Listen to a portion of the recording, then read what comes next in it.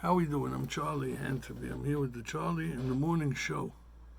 Episode 4, 6/23/22, June 23rd, 2022. I'm just going to ramble a little bit here because I got some things to say. I want to talk about choices. I want to talk about what's available to the people, how we could live our lives and not get access to what's available to us. I'm going to start by saying that it was pointed out to me many, many years ago that Syrian men lack hobbies. They don't have hobbies. So exactly what does that mean? It means they know how to work, they know how to come home, they know how to eat their dinner, they do a few other things, and when it's time to retire, they can't. These men can't retire because they don't know how to retire, because they don't know what to do with themselves. And I'm going back 40, 50 years, this was pointed out to me. And if you had a hobby, there was something wrong with you, because you weren't diligent enough. You weren't working in your business. You weren't giving it your all. You weren't hardcore. So I remember, one incident with my father, may he rest in peace, one incident with my mother. My mother, we had a beautiful house on Brighton Avenue in Deal. It was the fourth house in, and the next door neighbor was Joe R. Beebe. That's my friend Albert Pardo's father-in-law's father. And we had our house, they had their house. I think the homes went back about 350 feet. And we had some bushes dividing the two homes. I was probably 17, 16, 18, I don't know how old. We had a deck in the back. We spent a lot of time off the kitchen in the deck in the back of the house. And I went one day with my saw and my loppers and my things, and I started thinning out the bushes from the dead branches. And I was told years later, very good instincts when it came to gardening. I knew exactly what I was doing. I was thinning it out for them to come back stronger. I was redirecting the nutrients to what was still alive. And I was cleaning it up, and I was enjoying myself, because anybody will tell you those little cuts on your hands and your face and wherever they come, when you get them gardening, there's no better blood you could draw. That's the finest. That's the happiest moments. Italians know it. Jews, we don't have an understanding of this so good.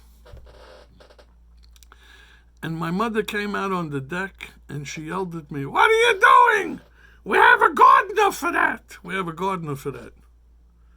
Oh, we had a piece of land in the back of the house. It was 150 by 350 maybe. And in the back of it was a basketball. But otherwise, no, you're not supposed to do anything but look at it. You wait for the gardener to come. Today, I hope we know better than that as a society. Today, I hope we encourage our kids if they had taken interest in gardening. But in those days, it was frowned upon, as if maybe I was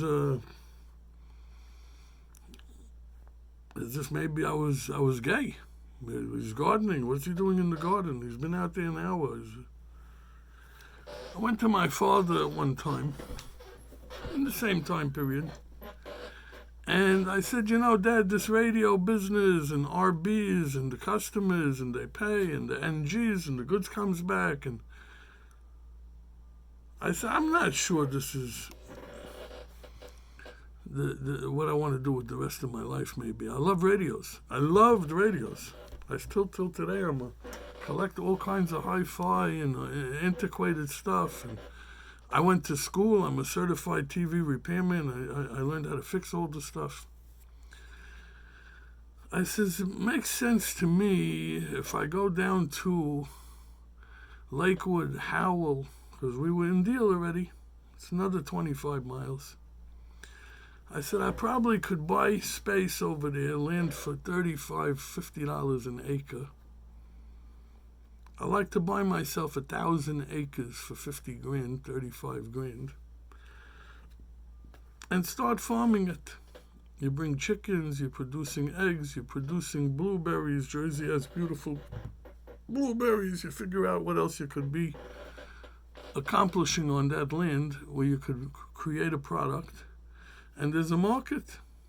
God's industries. Food and haircuts. Everybody's hair keeps growing and everybody keeps getting hungry one meal later. And my father looked at me like, in those days we had 411. I thought he was going to pick up the phone, dial 411 and say, could I have the number of Bellevue Hospital because my son is out of his mind. He wants to be a farmer. Like, where we're going to take you for your overalls. That's how he looked at me. Meantime, wasn't such a stupid idea, 1,000 acres in Lakewood.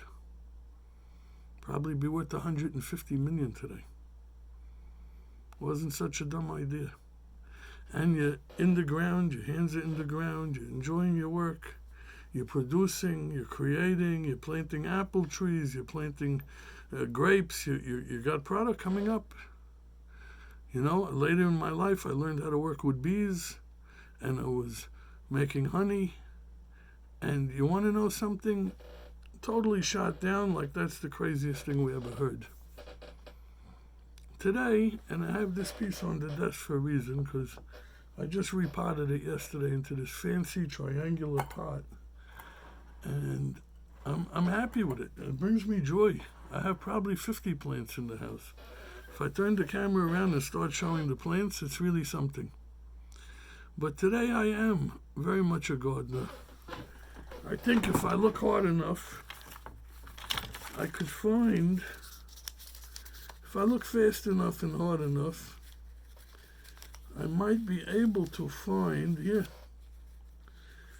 this is my membership card for the Garden Society, the Indoor Garden Society, City of New York, where I was a member for 14 years before I left New York. And I miss it a lot. And I enjoyed the meetings. We used to go, I don't know, it was the fourth Tuesday of every month or something like that. And sometimes they had to wake me up in the because I worked very hard and I was tired to be sitting there at 8 o'clock, 8:30 at night. And it was a little bit slow moving, so I would doze, and the guy would have to tell me you're snoring. But I enjoyed it.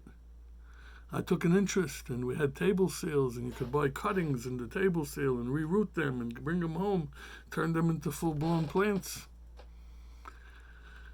And it's nourishing my soul. It feels good. I've grown tomatoes. I've grown certain vegetables. I've grown some eggplant. There's no better feeling than eating food you grew yourself. In Brooklyn, I had a virtual farm. I had everything growing. Peaches, apples, cherries, blueberries, 24 different varieties of roses. And I got a lot of satisfaction. I got a lot of calm. I got tranquility. I got serenity from it.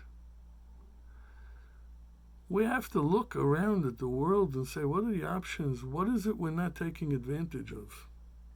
What could we be incorporating into our lifestyles that could be enriching us, benefiting us, making us feel more complete, more cultured? We have to get rid of these negative impressions, these stereotypes that some of these things are not good. And I want that to be the message of the day. I have more on this message. I started with gardening. It's been very good to me. Okay? Any questions? I'd love to hear from you. CharlieAntoby@gmail.com.